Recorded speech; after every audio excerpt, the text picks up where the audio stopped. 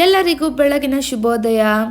Very good morning aspirants. ಎಲ್ಲ ಹೇಗಿದ್ದೀರಾ, ಏನು ಮಾಡ್ತಿದ್ದೀರಾ? ಸೊ ನನ್ನ ಡೇ ಹೇಗಿರುತ್ತೆ ಅಂತ ಈ ವಿಡಿಯೋದಲ್ಲಿ ನಾನು ನಿಮಗೆ ತೋರಿಸ್ತಿದ್ದೀನಿ. ಸೊ ಇಷ್ಟು ಬ್ಯುಸಿಕ್ ಶೆಡ್ಯೂಲ್ಸಲ್ಲಿ ನನಗೆ ಎಷ್ಟಾಗುತ್ತೋ ಅಷ್ಟನ್ನು ನಾನು ಕ್ಯಾಪ್ಚರ್ ಮಾಡಿದ್ದೀನಿ ಒಂದಷ್ಟು ವಿಡಿಯೋನ ನಿಮಗೆ ತೋರಿಸ್ಲಿಕ್ಕೆ ಅಂತ ಅಂದ್ಬಿಟ್ಟು. ಸೊ ಡೈಲಿ ಈ ರೀತಿ ವ್ಲಾಗ್ಸ್ನ ನಾನು ಹಾಕ್ತಾ ಇರ್ತೀನಿ.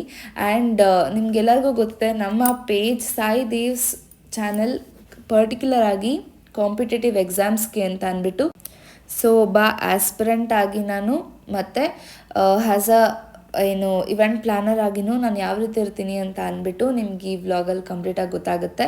ಆ್ಯಂಡ್ ನಾನು ಇವೆಂಟ್ಸ್ದು ಕಂಪ್ಲೀಟಾಗಿ ನಾನೇನೂ ಕ್ಯಾಪ್ಚರ್ ಮಾಡಿಲ್ಲ, ಬಟ್ ನಾನು ಒಂದಷ್ಟು ಇನ್ ಆ್ಯಂಡ್ ಔಟ್ಸ್ನ ರೆಕಾರ್ಡ್ ಮಾಡ್ತಿದ್ದೆ, ಅದಷ್ಟೇ ನಾನು ಬರ್ತಿದ್ದೀನಿ. ಸೊ ಸೂನ್ ಟು ಬಿ ನನ್ನ ಇವೆಂಟ್ಸ್ಗಳನ್ನೂ ಕೂಡ ನಾನಿಲ್ಲಿ ಮೆನ್ಷನ್ ಮಾಡ್ತಾ ಬರ್ತೀನಿ.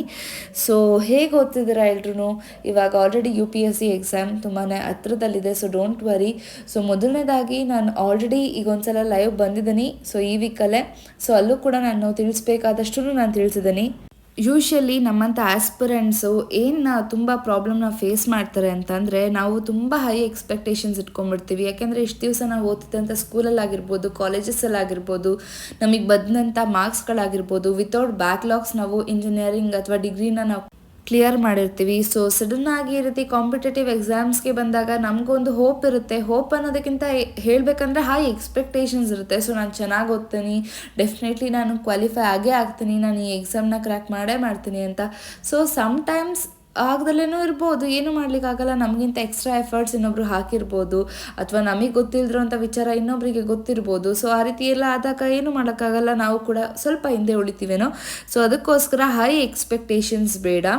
ಹಾಗೆಯೇ ಈ ಒಂದು ಕಾಂಪಿಟೇಟಿವ್ ಫೀಲ್ಡಿಗೆ ನಾನು ಯಾವಾಗಲೂ ಹೇಳ್ತಿರ್ತೀನಿ, 1 ಇಯರಲ್ಲಿ ಕ್ರೋರ್ಸ್ ಅಷ್ಟು ಇಂಜಿನಿಯರ್ಸ್, ಡಾಕ್ಟರ್ಸ್ ಆ್ಯಂಡ್ ಡಿಗ್ರಿ, ಒಟ್ಟಿನಲ್ಲಿ ಟೋಟಲಾಗಿ ಡಿಗ್ರಿನ ಕಂಪ್ಲೀಟ್ ಮಾಡಿರ್ತಾರೆ.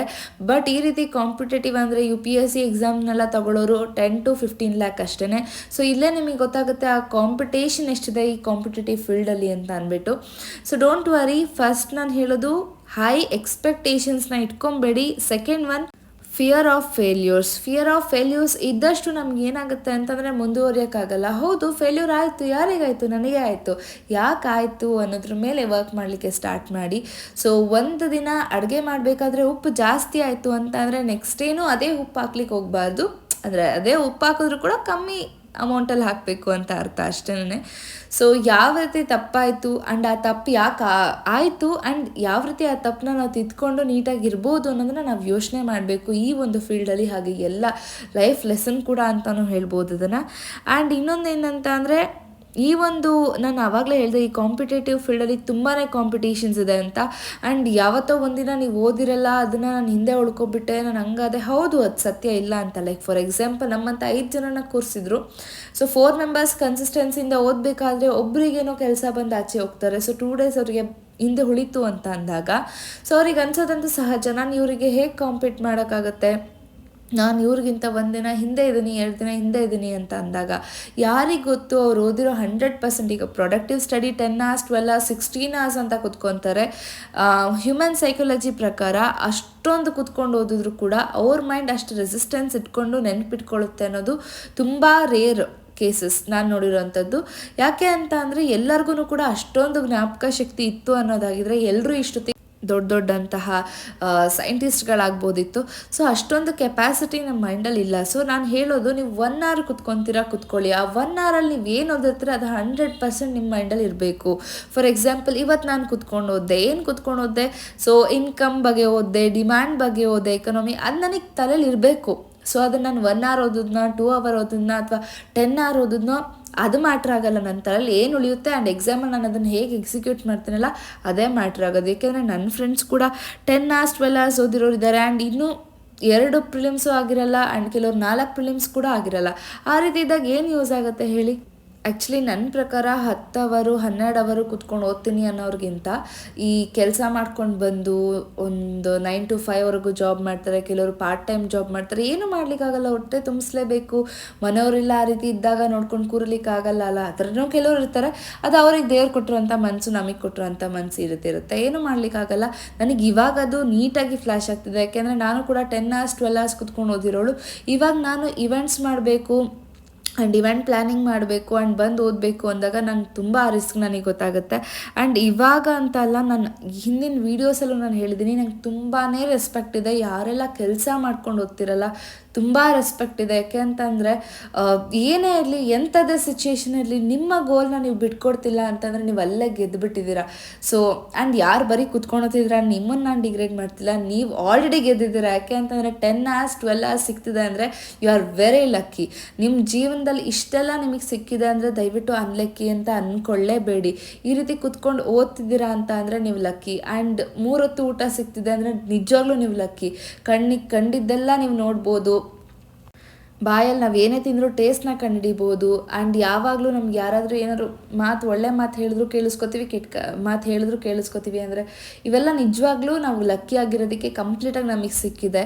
ಆ್ಯಂಡ್ ನೀವೇ ನೋಡ್ಬೋದು, ಅನ್ಫಾರ್ಚುನೇಟ್ಲಿ ಕೆಲವ್ರಿಗೆ ಕಿವಿರಲ್ಲ, ಕಣ್ಣಿರಲ್ಲ, ಅಂಥದ್ದೆಲ್ಲ ಇದ್ದೂ ಕೂಡ ದೊಡ್ಡ ದೊಡ್ಡ ಸಾಧನೆ ಮಾಡ್ತಾರೆ ಅಂದರೆ ಅವ್ರು ಲಕ್ಕಿ ಅಂತ ನಾನು ಹೇಳ್ತೀನಿ. ಯಾಕೆಂದರೆ ಅವ್ರಿಗೆ ಏನಾದ್ರು ಒಂದು ಡಿಸಬಿಲಿಟಿ ಇದೆ ಅಂತ ಅವ್ರು ತೋರಿಸ್ಕೊಳ್ಳೋದೇ ಇಲ್ಲ. ನಾನು ಎಲ್ಲರ ಜೊತೆ ಕಾಂಪೀಟ್ ಮಾಡ್ತೀನಿ ಅಂತ ಇರ್ತಾರೆ. ಅವ್ರನ್ನ ನೋಡಿ ನಾವು ಕಲಿಬೇಕು.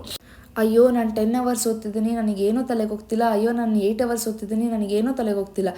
12 hours ಓದ್ತಿದ್ದೀನಿ, ಆ ಟೈಮೆಲ್ಲ ವೇಸ್ಟ್ ಆಗ್ತಿದೆ, ನನಗೇನೂ ತಲೆಗೆ ಹೋಗ್ತಿಲ್ಲ ಅನ್ನೋರು ಜಸ್ಟ್ ಯೋಚನೆ ಮಾಡಿ 9 to 5 ಜಾಬ್ ಮಾಡ್ತಾರೆ, ಪಾರ್ಟ್ ಟೈಮ್ ಜಾಬ್ ಮಾಡ್ತಾರೆ. ಅವೆಲ್ಲ ಮಾಡಿ UPSC ಆ್ಯಂಡ್ ಕಾಂಪಿಟೇಟಿವ್ ಎಕ್ಸಾಮ್ ಅನ್ನೋದನ್ನು ಬರೀತಿರ್ತಾರೆ. ಸೊ ಅವ್ರನ್ನ ನೋಡಿ ನಾವು ಕಲಿಬೇಕು. And one more thing, isolation ಮಾಡ್ಕೊಳ್ಳೋದನ್ನ ಬಿಡಿ. ಅಂದರೆ ನಿಮಗೆ ನೀವೇ ಐಸೋಲೇಟ್ ಆಗೋದು ಅಂದರೆ ಏನಂದರೆ ಒಬ್ಬಂಟಿಯಾಗಿ ನೀವೇ ಇರೋದನ್ನು ದಯವಿಟ್ಟು ಕಮ್ಮಿ ಮಾಡಿ. ಎಷ್ಟಾಗುತ್ತೋ ಅಷ್ಟು ನಿಮ್ಮವ್ರ ಜೊತೆ ನೀವು ಸಮಯವನ್ನು ಕೊಡಿ. ಅಟ್ಲೀಸ್ಟ್ ಡೈಲಿ ಒಂದು ಅರ್ಧ ಗಂಟೆ ಕಾಲ್ ಮಾಡಿ ಮಾತಾಡಿಸಿ, ಎಲ್ಲ ಹೇಗಿದ್ದೀರಾ ಅಂತ ಕೇಳಿ, ಅಥವಾ ಕಾಫಿ ಕುತ್ಕೊಂಡು ಮಾತಾಡಿ. ಯಾಕೆಂದರೆ ಲೋನ್ಲಿನೆಸ್ ತುಂಬಾ ನಮಗೆ ಫೀಲ್ ಆಗುತ್ತೆ. ಆ್ಯಂಡ್ ನನಗಂತೂ ಈ ರೀತಿ ಆಗಿ ನಾನು UPSC ಬರಿಬೇಕಾ ಬೇಡವಾ ಅಂತ ದೊಡ್ಡ ಕ್ವೆಶ್ಚನ್ ಮಾರ್ಕ್ ಇಟ್ಕೊಂಡು ಏನೇನೋ ಯೋಚನೆಗಳನ್ನ ಮಾಡಿದ್ದೆ. ಸೊ ಇದೇ ರೀತಿ ತುಂಬ ಜನ ಇದ್ದೀರಾ ಅಂತ ನನಗೆ ಲೈವಾಗಿ ಬಂದಾಗ ನನಗೆ ತುಂಬಾ ಗೊತ್ತಾಯಿತು. ಆ್ಯಂಡ್ ಅದಕ್ಕೋಸ್ಕರ ಹೇಳ್ತಿರೋದು, ನಿಮಗೆ ಅಂತ ನೀವು ಫಸ್ಟು ಟೈಮ್ ಕೊಟ್ಕೊಳ್ಳಿ. ಅದಾದಮೇಲೆ ಓದೋದಕ್ಕೆ ಅಂತ ಟೈಮ್ ಕೊಡಿ. ಅದಾದಮೇಲೆ ನಿಮ್ಮವ್ರಿಗೆ ಅಂತ ಅಟ್ಲೀಸ್ಟ್ ಅರ್ಧ ಗಂಟೆ ಟೈಮ್ ಕೊಡಿ 24 hours ಆಯಿತಾ. ಸೊ ಅದಾದಮೇಲೆ ಇನ್ನೊಂದು ಏನಂತ ಅಂದರೆ ರೆಸ್ಪಾನ್ಸಿಬಿಲಿಟೀಸ್. ರೆಸ್ಪಾನ್ಸಿಬಿಲಿಟೀಸ್ ಎಲ್ಲರಿಗೂ ಇರುತ್ತೆ. ಸೊ ಅದನ್ನು ನಾವು ನಿಭಾಯಿಸಲೇಬೇಕು. ಆ್ಯಂಡ್ ಕೆಲವ್ರಿಗೆ ರೆಸ್ಪಾನ್ಸಿಬಿಲಿಟೀಸ್ ಇದ್ರೂ ಕೂಡ they will be like it's okay, ನಾನು ನೆಕ್ಸ್ಟ್ ಇದನ್ನು ನೋಡ್ಕೊತೀನಿ ಅಂತಾರೆ. ಸೊ ಆ ಒಂದು ಧೈರ್ಯ ಇತ್ತು ಅಂತಂದ್ರೂ ಒಳ್ಳೆಯದು. ಸೊ ಆ ಧೈರ್ಯ ನಮಗೆ ಅಷ್ಟೊಂದು ಇಲ್ಲ. ಸೊ ಏನೂ ಮಾಡಲಿಕ್ಕಾಗಲ್ಲ, ರೆಸ್ಪಾನ್ಸಿಬಿಲಿಟೀಸ್ ಫಸ್ಟ್ ಆಗೇ ಆಗುತ್ತೆ. ಆ್ಯಂಡ್ ನಾವು ಎಕನಾಮಿನಲ್ಲಿ ಹೇಳ್ತೀವಲ್ವಾ, ವಾಂಟ್ಸ್ ಆ್ಯಂಡ್ ನೀಡ್ಸ್. ಸೊ ಇವಾಗ ನೀಡ್ಸ್ನ ಫುಲ್ಫಿಲ್ ಮಾಡ್ಕೊಳ್ಳೇಬೇಕು. ಸೊ ವಾಂಟ್ಸ್ ತನಗೆ ತಾನಾಗೇ ಆಗುತ್ತೆ. ನಮ್ಮ ಹತ್ರ ನೀಡ್ಸೇ ಇಲ್ಲ ಅಂದಾಗ ವಾಂಟ್ಸ್ ಆಗೋದು ಸ್ವಲ್ಪ ಕಷ್ಟ ಅಂತ ನಾನು ಹೇಳ್ಬೋದು. ಯಾಕೆ ಅಂತಂದರೆ ನಮಗೆ ಸ್ವಲ್ಪ ಸೆನ್ಸಿಟಿವ್ ಮೈಂಡ್ ಇರೋದ್ರಿಂದ ನಮ್ಮ ಸುತ್ತಮುತ್ತ ಇರಬೇಕಾದ್ರೆ ಅವ್ರು ಖುಷಿಯಾಗಿದ್ರೆ ನಾವು ಖುಷಿಯಾಗಿರ್ತೀವಿ. ಆ್ಯಂಡ್ ಅವ್ರಿಗೆ ಏನಾದರೂ ಪ್ರಾಬ್ಲಮ್ ಬಂತು ಅಂದರೆ ನೋಡ್ಕೊಂಡು ಕೂರೋದಕ್ಕಾಗಲ್ಲ ಅಲ್ವಾ.